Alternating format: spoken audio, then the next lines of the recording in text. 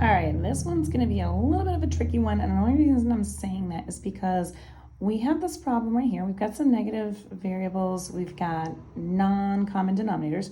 So the question that I had on the homework was this problem, but then it also said to take and solve for x without multiplying by a negative number.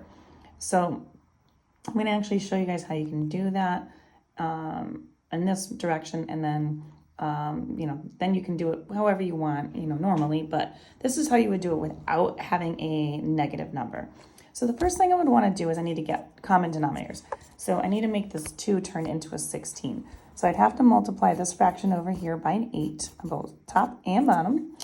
And when I do that, I would have negative x over 16. We didn't do anything over here on the left-hand side, but over here on the right-hand side, 8 times 5 is 40, and that's x's, and then down in the bottom, this is a negative, and 2 times 8 is 16. So now I've got common denominators.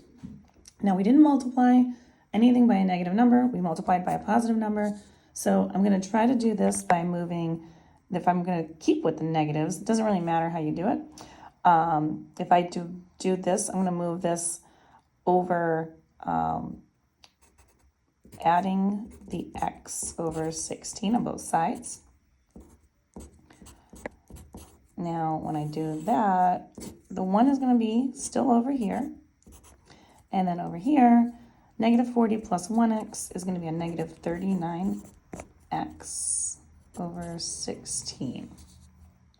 I didn't put the x. And then now I need to get x by itself. So the only way I can do that is to get rid of this denominator. So I'm going to multiply both sides by 16. That makes the 16s cancel each other out. And then I get 16 is greater than or equal to negative 39x. And then now the question told me not to multiply by a negative. It didn't say anything about dividing by a negative. So I'm going to divide both sides by the negative 39. And so x is going to be a very terrible looking number. But when I divided, I got to flip the sign because that needs to happen anytime you divide by a negative number. So this sign got flipped to this direction, and my answer is going to be negative 16 over 39. And then I can leave it like that because I can't really reduce that any further. And I didn't have to do a number line for this one, so we're all set. If you'd like more questions like this, you can find them on my YouTube channel, You Want Algebra. Check it out under the inequalities section.